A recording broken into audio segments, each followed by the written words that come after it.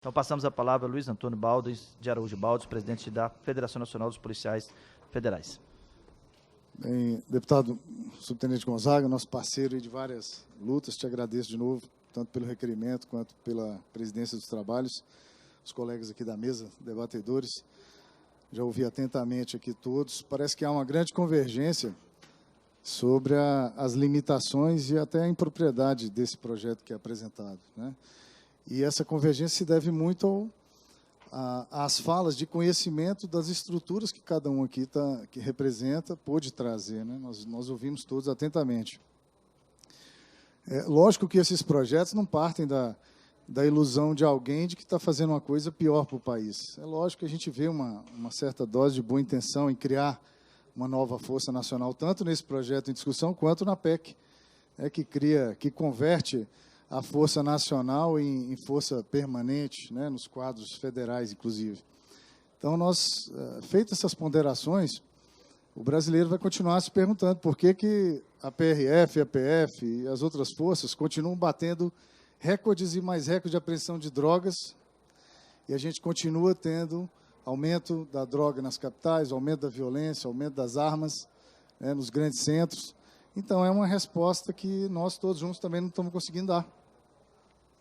E aí aparecem essas novas assessorias, doutores em áreas, né, de segurança pública, várias pessoas dando pitaco, e nós mesmos não conseguimos ainda dar nossa resposta, né? O governo, eu acredito que o governo federal e os governos estaduais esperam isso de nós. E nós não conseguimos ainda vencer barreiras que hoje eu acredito que estão menores que antes. São barreiras corporativistas. É óbvio que são. O que está acontecendo na discussão do ciclo completo de polícia, do TCO, que na nossa visão a Polícia Civil poderia deslanchar, né, nos serviços de investigação mais importantes, deixando essa burocracia menor para o corriqueiro, né, para o trabalho corriqueiro. E as polícias de investigação e judiciárias estão afundando em burocracia, as polícias militares, a demanda é crescente, cada vez mais, e vai ter que optar por onde atuar mais. Pode usar sistema de mancha criminal, pode usar sequência de reclamações, de boletins de ocorrência, mas vai continuar tendo déficit. Se a gente não der um exemplo como estrutura de persecução criminal, isso a gente não conseguiu fazer ainda. Nós não conseguimos fazer da prisão e da condenação um exemplo para que aquele meliante não volte a delinquir. Nós ainda estamos pecando nisso. E aí é o conjunto nosso todo, Polícia Civil, Militar, Guarda Municipal, Ministério Público, Poder Judiciário. Eu acho que a gente tem que começar a fazer isso. Aliás, já passou da hora de nós gastarmos nosso tempo precioso discutindo novas formatações de polícias, que a gente sabe que não vão funcionar. Nós estamos falando de criar nova estrutura em tudo, desde doutrina, formação de academia, prédios, manutenção, que nós sabemos o quanto custa para as nossas estruturas que já existem. E elas estão falidas mesmo, não tem problema nenhum confessar isso. Estão falidas. Porque se não tivessem falidas, a gente não estava aqui agora discutindo um projeto como esse. Se nós estivéssemos em condições de dar resposta para a sociedade, nós não estaríamos aqui agora discutindo esse projeto, né? Estaríamos todos fazendo o que os nossos órgãos conseguem fazer de melhor, né, e dar uma resposta para a sociedade. Então, quando nós falamos de integração, por exemplo, de polícias na fronteira, por mais que nós nos esforcemos para dar conta com esses 10 mil e poucos policiais federais hoje, e olha só, quando a gente fala de polícia argentina, polícia de fronteira americana, a gente está falando das polícias que fazem só aquele papel. Esses 10 mil e poucos da Polícia Federal são de todos os cargos e fazem de tudo, de todas aquelas atribuições da Polícia Federal.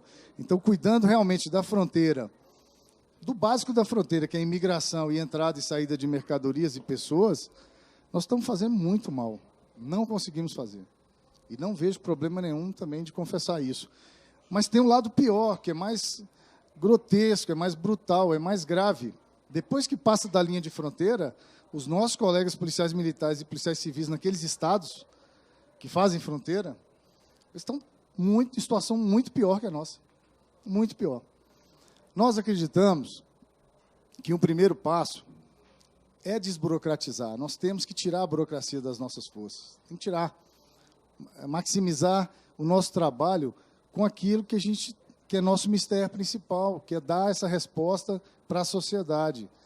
dar segurança e fazer com que o cidadão sinta que a justiça está sendo cumprida, está sendo dada de volta. Nós não conseguimos fazer isso. Talvez erramos na dose do discurso, quando estamos debatendo ciclo completo de polícia. Podemos errar na dose quando estamos discutindo carreira, que nós temos que discutir carreira.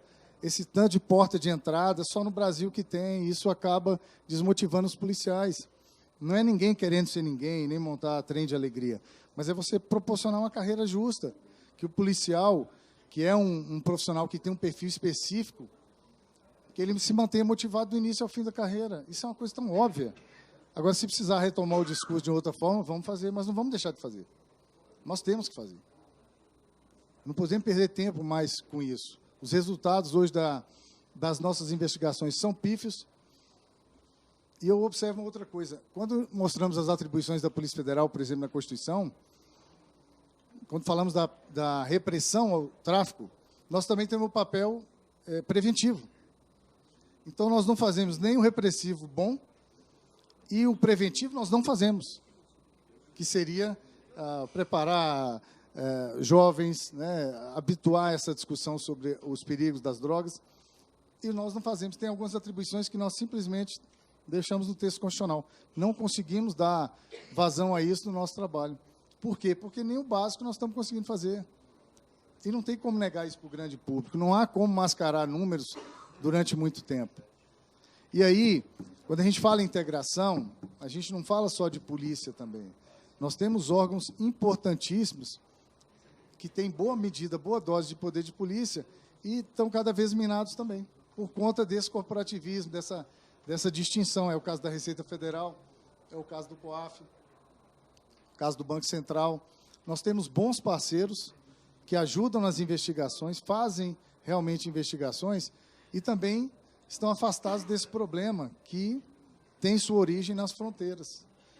Pra você ter ideia, o problema da fronteira se tornou uma coisa tão peculiar no Brasil e tão grave que nas capitais nós estamos discutindo as questões da fronteira já com muita propriedade. É óbvio que a primeira culpa que se vislumbra é a Polícia Federal, Receita Federal, a PRF, né, Polícia Rodoviária Federal, mas, na verdade, nós estamos esgotados já por um sistema que não funciona e não vai funcionar. Da forma como está, não vai funcionar. Com uma nova força também montada às pressas, sem discussão ou imposta, né, sem um estudo doutrinário, sem uma formação na academia, sem uma revisão dessa contratação que é feita hoje por concurso público, em que o perfil e a disposição de cada brasileiro de entrar para uma corporação está cada vez sendo menos medido. Temos um dado importante de hoje, que prova o que eu estou falando. Em pleno Setembro Amarelo, nós tivemos hoje 2 policiais federais cometendo suicídio. 2. Como se o número nosso já não fosse vergonhoso. E no domingo passado nós vimos no Fantástico a situação dos policiais militares. É igualmente grave ou pior. A quantidade de servidores afastados e que as consequências estão sobrando para os próprios colegas. O governo ainda não tomou as rédeas dessa discussão como uma necessidade, como uma prioridade. Porque a hora que tomar, nós vamos considerar esses números realmente graves, nós vamos considerar essas vidas. Só esse ano já estamos aproximando de 500 policiais mortos. Né? Provavelmente a gente vai ter perto dos 60 mil brasileiros mortos esse ano também, né? No último ano aí como medida. Então, se nós não dermos uma resposta com o que nós temos hoje, que seja ampliando o quantitativo, que seja discutindo e melhorando o nosso modelo, imediatamente estendendo o TCO para todas as corporações que têm contato com o cidadão que é vítima de algum tipo de crime, né? Promovendo o ciclo completo de polícia da melhor forma, que seja mitigado, que seja reconstruído, que seja na forma como nós discutimos aqui já, mas tem que ser feito. Isso tem que ser feito até antes de nós pensarmos em criar uma nova força, né? De nós encarecermos o nosso sistema de segurança ainda mais, para depois a gente lamentar. Então, concordo com essa fala contrária, né? Que convergente à mesa, contrária a se pensar nessa formatação agora, por conta de tudo isso que nós já vimos e já debatemos aqui também. É hora da segurança pública, subtenente Gonzaga, meu deputado, É hora da segurança pública passar a ser pauta prioritária. O povo já elegeu, o brasileiro já elegeu. Falta agora o Congresso eleger. E não arrancar o pé daqui até nós mudarmos esse sistema de segurança. E integrar com todos aqueles que contribuem para que esse trabalho seja bem feito. Esse ano, o Ministério da Justiça tem divulgado redução de crimes. Primeiro questionamento nosso com o Ministério da Justiça foi quais foram os dados que vocês usaram anteriormente para comparação. Porque o próprio governo não tinha. Então, aí, esse é um grande problema. Como é que vocês estão apontando hoje que houve uma diminuição, com certeza, baseado em que dado anterior?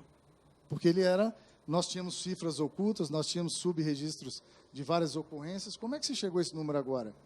É justo colocar isso para o brasileiro dessa forma? Ele está se sentindo realmente mais seguro? A justiça está sendo feita? A não ser que ele confesse que utilizou os dados do Fórum Brasileiro de Segurança Pública, que nós fazemos parte, ou de outras entidades de pesquisa que têm contribuído muito para a questão de segurança pública, mas de forma não governamental. Então, é muito importante a gente olhar no olho do brasileiro, usar de sinceridade, e nós, como operadores aqui desse sistema, que está realmente falido, nós temos que dar uma resposta, podemos dar uma resposta.